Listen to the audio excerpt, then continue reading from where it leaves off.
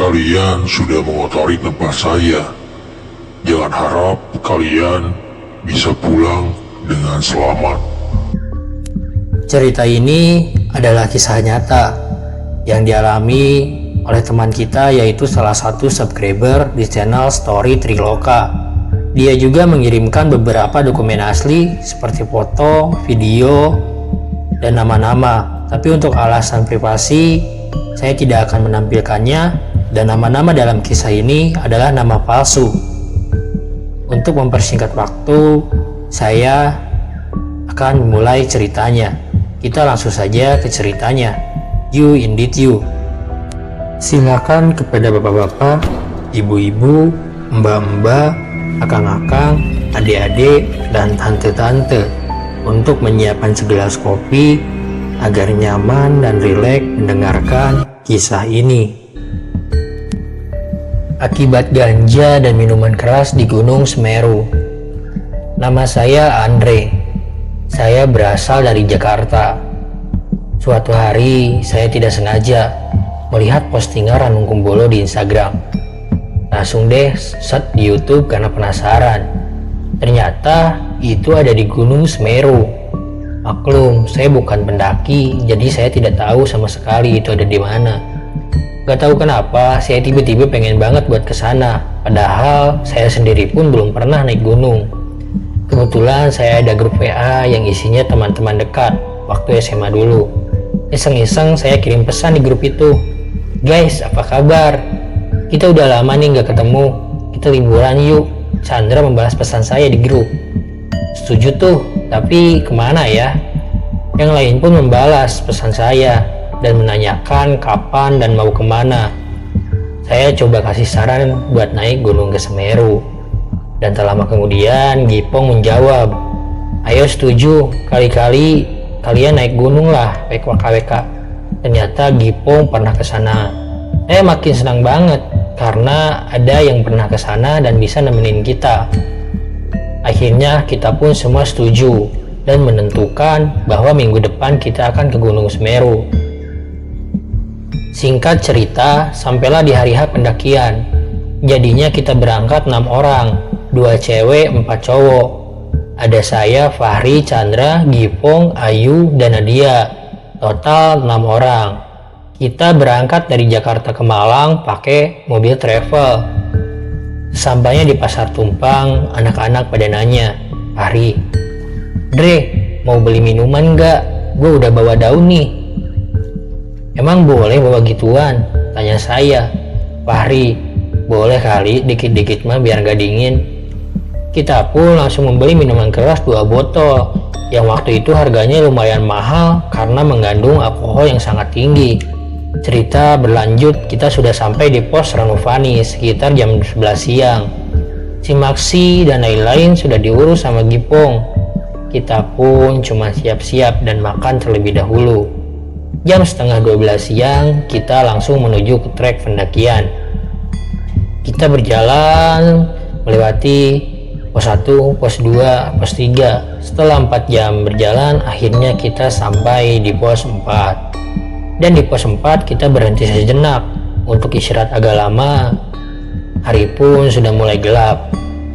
Gipong, Dre, buka aja tuh satu minumannya biar semangat dan gak dingin. Tiba-tiba dengan semangat Fahri bilang, sini gua yang jadi barista, sambil ketawa. Kita pun semua minum-minum, termasuk cewek juga. Kebetulan gak tahu kenapa saat itu di trek sepi banget, tidak ada pendaki lain kecuali rombongan kami. Saya pun tidak mengerti antara mereka masih di bawah atau sudah sampai di Ranum Kumbolo. Sekitar jam 5 lebih, kita melanjutkan perjalanan ke area camp di Ranum Kumbolo. Di perjalanan menuju Ranum Kumbolo, kalian pasti tahu kan gimana kita semua. Ngobrol dengan nada tinggi, tawa-ketawa, bicara seenak hati tanpa dijaga. Karena pengaruh minuman keras telah menghilangkan akal dan pikiran kita kalau kita sekarang lagi berada di gunung. Tapi kita tidak sadar hal itu. Kita malah happy-happy, ketawa, dan melakukan apa yang dilarang. Sekitar jam setengah 7, kita sampai di Ranum Kumbolo. Kita mendirikan tenda, masak, dan ngobrol di sana. Ada beberapa tenda pendaki lain yang mungkin merasa terganggu oleh suara berisik rombongan kita dan memindahkan tendanya menjauh dari kita. Alhasil, tenda kita pun jauh dari rombongan tenda-tenda pendaki lain. Semakin malam, kita semakin berisik. Sekitar jam 10 malam, kita diteriaki Ranger Gunung Semeru, menegur kita agar tidak terlalu berisik. Kita pun langsung diam dan masuk ke dalam tenda. Kebetulan saya satu tenda sama Fahri dan Ayu. Sedangkan tenda satu lagi ada Gipong, Nadia, sama Chandra. Di dalam tenda, saya mergokin Ayu dan Fahri malah lagi asik bersiuman. Saya pun keluar tenda karena merasa jadi kambing conge. Di luar tenda, sekitar jam 12 malam, saya main ke pinggiran danau Ranung Kumbolo. Gak tahu halusinasi atau apa, saya melihat Fahri tenggelam di tengah danau Ranung Kumbolo. Sontak saya pun kaget dan langsung lari ke tenda. Melihat Fahri ternyata ada di dalam tenda. Saya pun langsung bengong. Terus siapa yang tadi saya lihat tenggelam di tengah danau Ranung Kumbolo? Fahri pun bertanya karena melihat saya seperti orang yang panik. Fahri, lu kenapa Dre? Dengan pikiran yang bingung, saya pun gak ngomong apa-apa, langsung masuk dan tidur. Pagi pun telah tiba. Ini adalah hari kedua kita di Semeru. Sekitar jam 8 pagi, kita berunding antara mau lanjut atau gimana. Tapi karena melihat keindahan Tanjakan Cinta, kita pun memutuskan untuk melanjutkan perjalanan. Lagi dan lagi, sudah makan dan siap-siap, kita malah minum-minum lagi. Kacau memang. Perjalanan dari Ranung Kumbolo ke Kalimati, kita banyak banget istirahat. Di Cemoro Kandang sama Jambangan juga, kita sangat lama beristirahat. Kita sangat lama beristirahat karena efek minuman keras. Badan jadi gak karuan, lemes, pengennya santai-santai saja. Akhirnya kita pun sampai sekitar jam 6 sore di Kalimati. Di Kalimati pun tetap sama, kita semua minum-minum sampai jam 8 malam.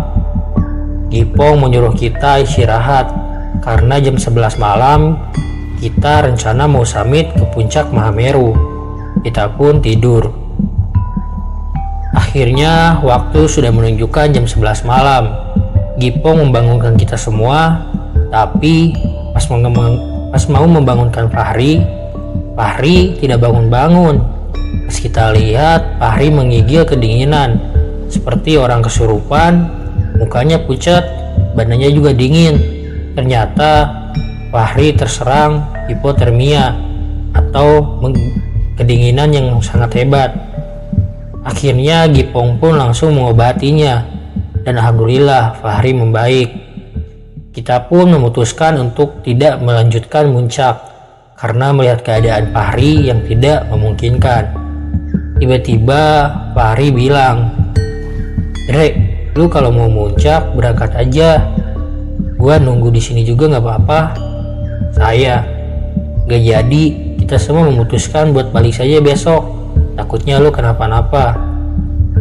Fahri dan yang lain pun meneruskan tidurnya, kecuali saya sama Gipong. "Gipong, Dre, mau bakar lagi nggak ganjanya?" "Boleh Pong, mantep nih dingin-dingin gini," jawab saya. Setelah beberapa lama, Gipong masuk ke dalam tenda dan tidur. Saya sendirian di luar tenda. Entah efek ganja atau nyata, dari arah sumber mani, saya melihat kakek-kakek yang berjalan menuju ke arah saya. Dan tanpa basa-basi, kakek-kakek itu bilang, "Kalian sudah mengotori tempat saya. Jangan harap kalian bisa pulang dengan selamat." Saya pun kaget dan langsung menggosok mata saya karena saya pikir hanya mimpi. Pas saya membuka mata, si kakek itu udah tidak ada. Saya pun berpikir positif kalau itu hanya halusinasi saya. Tapi malam itu saya kepikiran terus-menerus kata-kata kakek-kakek tersebut. Sampai akhirnya saya pun tidak bisa tidur. Matahari pun perlahan mulai terbit. Sekitar jam 8 pagi, kita pun prepare untuk turun. Fahri pun sudah sangat membaik. kita semua pun turun dengan selamat. Singkat cerita, kita semua sudah sampai di Ranupani. Kita ngopi-ngopi, makan, dan siap-siap untuk pulang ke Jakarta. Di perjalanan Malang Jakarta, kita kebetulan menggunakan travel lagi.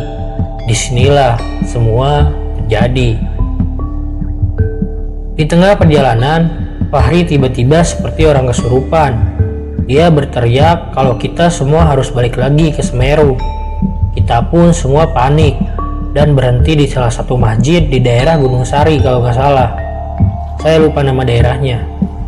Dan akhirnya Fahri pun diobati sama warga setempat. Fahri agak mendingan tapi masih tidak sadarkan diri. Kita pun langsung lanjut lagi perjalanan. Ceritanya mau nyari rumah sakit terdekat di perjalanan. Tapi Fahri sadar. Mukanya pucat. Fahri bertanya, "Kita di mana?" "Ayu, kita mau bawa kamu ke rumah sakit." "Fahri, jangan ke rumah sakit. Pulang aja langsung. Gue baik-baik aja kok." Fahri menolak. Dia kekeh pengen langsung pulang ke Jakarta. Akhirnya kita pun ngikutin kemauan Fahri.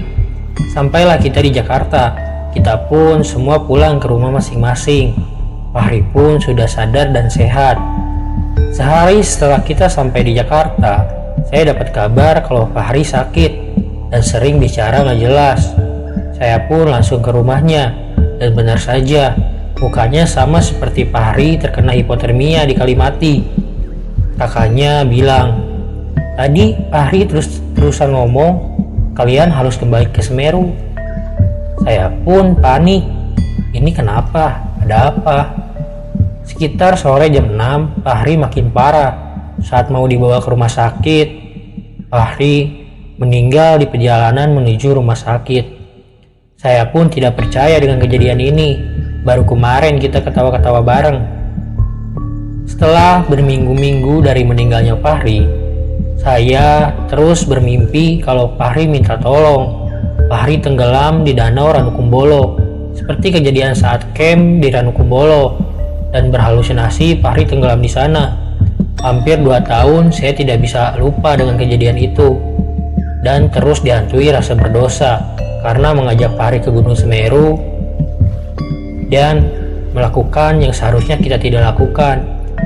Dari kejadian itu, saya, Gipong, Chandra, Ayu, dan Nadia berhenti minum minuman keras dan ganja. Kita pun berjanji suatu saat nanti setelah mental dan fisik kuat, kita pengen balik lagi ke Semeru dan melakukan baksos di sana untuk meminta maaf kepada semua penunggu di sana karena tidak sadar dulu kita sangat keterlaluan di Gunung Semeru. Saya menceritakan ini semua bukan untuk membicarakan orang yang sudah meninggal, tapi saya pengen mengedukasi buat para pendaki jangan melakukan hal yang kami lakukan. Karena saya masih sering melihat orang yang mau naik gunung tapi membeli minuman keras dulu, buang sampah sembarangan, dan mesum di gunung. Cukup kita aja yang pernah seperti itu, kalian jangan. Sekian cerita dari saya. Kesimpulan dari cerita ini mungkin mendaki gunung itu adalah hobi yang membahayakan. Kita harus benar-benar siap, fisik, mental, dan peralatan. Selain itu, gunung adalah tempat yang jarang dijamah oleh manusia. Dan ada beberapa juga gunung yang sangat dihormati oleh penduduknya. Jadi, alangkah baiknya kita menjaga gunung dengan cara tidak membuang sampah sembarangan dan tidak melakukan apa yang dilarang. Intinya, ketika kita naik gunung, kita harus sopan, karena anggapannya kita adalah tamu dan gunung itu ada penunggunya. Mungkin sekian cerita dari saya. Jika kalian suka, tolong subscribe channel ini, klik loncengnya, ikuti dan share agar kalian tidak ketinggalan cerita kisah lainnya. Terima kasih. Assalamualaikum warahmatullahi wabarakatuh.